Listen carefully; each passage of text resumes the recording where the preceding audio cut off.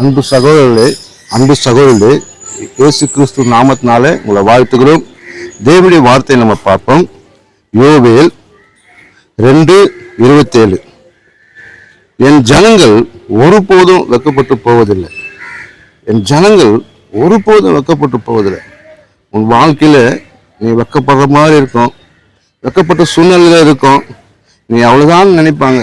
ஆனா ஆண்டவர் மறுபடியும் உன்னை கொண்டு வந்து நிலைநிறுத்த வல்லவராக இருக்கிறார். அப்படியாக இந்த நாட்களில் அநேக பேர் நான் வெட்கப்பட்டேன், என்னால் இனிமேல்ட்டு அவ்வளோதான், என்னால் முடியாது, அவ்வளோதான், என் வாழ்க்கை இதோடு முடிஞ்சிடுச்சுன்னு நினைப்பாங்க. ஆனால் இயேசு கிறிஸ்து நீங்கள் அவரை நம்பும்போது, அவரிடத்துல ஜபிக்கும் போது, அவர் மறுபடியும் உனக்கு பெரிதான மாற்றத்தை உண்டாக்குவார்.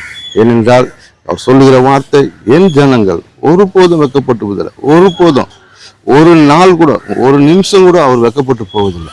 ஆனால் நம்முடைய பார்வைக்கு எப்படி இருக்குன்னா, நம்ம வெட்கப்பட்டோம், இனி அவ்வளோதான், இனி முடிஞ்சிடுச்சு என் கதை, இனிமேல் யார் இருக்கிறாங்க எனக்கு, நான் ஒரு அனாதையாக இருக்கிறேன், என்னுடைய வார்த்தையை யார் கேட்பாங்க, நான் யாரும் எனக்கு இல்லை, எனக்கு சொந்த பந்தம் இல்லை, என் உற்றார் உறவினர் இல்லை, எல்லாமே எனக்கு கைவிட்டாங்க, நான் தனிமையாக மரமாக இருக்கிறேன் அப்படின்னு சொல்லா உண்மையில் ஆண்டவர் பிரியப்படுகிறார்.